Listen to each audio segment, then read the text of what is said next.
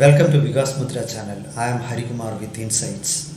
As Kerala government is moving forward with various steps to implement the Silver Line semi-high speed rail corridor project extending from Kasaragod to Thiruvananthapuram, protests have also started brewing up across the state.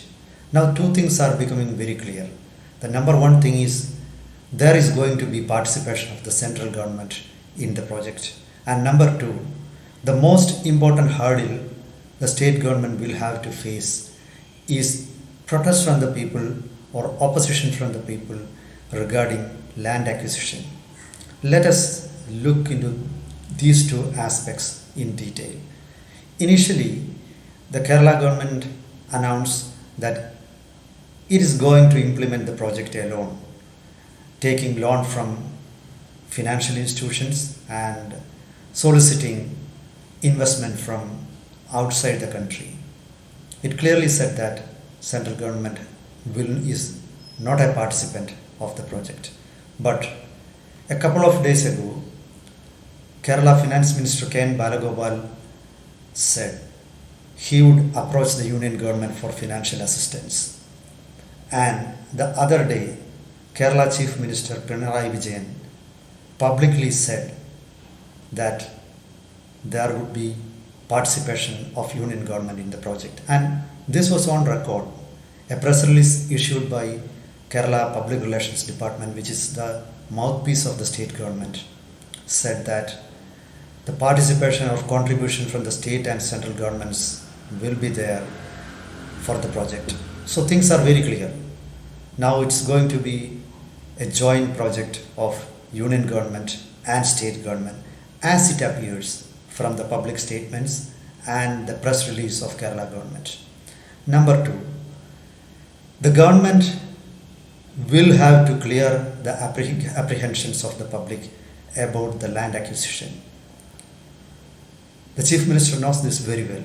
That is why at the meeting held in Thiruvananthapuram, he announced the details of the compensation to be distributed to those whose land are going to be acquired. The Chief Minister said the government will give twice the value or market rate of the land to in cities and towns.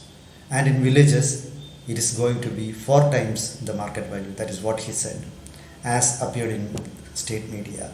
However, there is a hidden danger in it, because the market value of land is decided by the government based on fair value, which is calculated by Kerala Revenue Department. So fair value actually doesn't represent the real market value. Many times the real transactions take place. Sometimes 8, sometimes 10 times the value of fair value. So public won't be satisfied. So when we hear that the government is going to give 4 times or twice the market value, it sounds very interesting and very good, but actually it is not accepted. It will not be accepted by the public, because the real value is very high. This everybody knows. This is not a secret. However, one of the factors regarding land in Kerala, which is different from other states, is land is mainly an investment tool in Kerala. In other states, in villages, at least in villages, land will be a place for doing agriculture or a place for building your home. Yes, people do build their homes on land in Kerala also. However, land is very costly in the state. Average value of land across the state is going to be very high compared to other Indian states. Perhaps in cities like Thiruvananthapuram or Cochin, the land value may be lesser when compared to metropolitan cities like Chennai or Bangalore or Delhi or Mumbai. However, land value in villages in Kerala is not comparable with land value in villages in rural areas in other states. So It's going to be a very tough task for the state government, and that is going to be the main hurdle before Kerala government.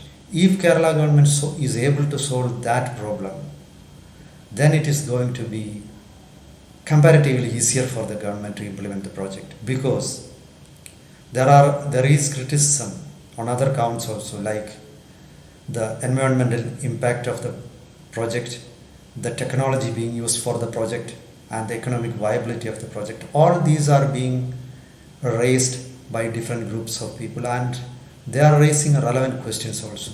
However, the average Malayali may not be concerned too much about all those issues.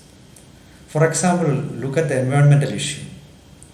In the last few years, hundreds of people have been killed in floods in Kerala, especially in central Kerala, like in Pathanamthitta districts and eastern parts of Alappuzha district.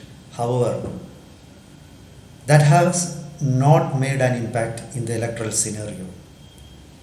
People know that environmental damage has been done in Western Ghats, but people are not too much bothered about all those things.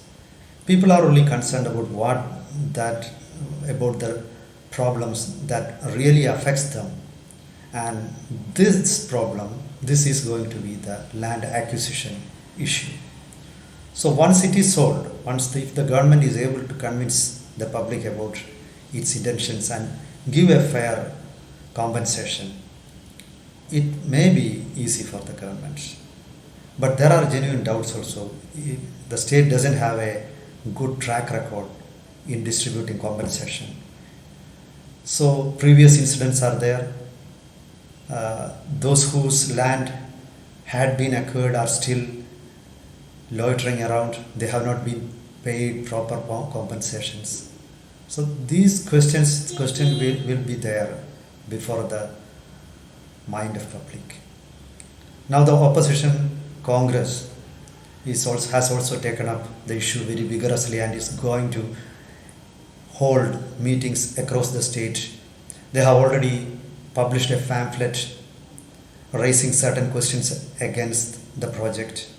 However, the state chief minister Pinarayi Vijayan himself has taken the responsibility of popularizing the project across the state.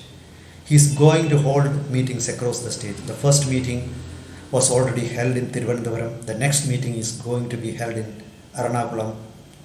So the government is pulling all stops to ensure that the project is implemented and it meets the deadline. That's also important. The government wants to commission the project by 2025. That is before the end of the term of this ministry. So when the Left Democratic Front faces the next assembly election in 2026, they want to project Silver Line as a visible sign of development. So it is going to be a prestigious issue for the government. So government is unlikely to back out. Anyway, it remains to be seen how the people and how the government is going to implement its promises. Protests will be there unless the government is able to convince the public. That's for now. See you next time with another topic. Goodbye. Namaskaram.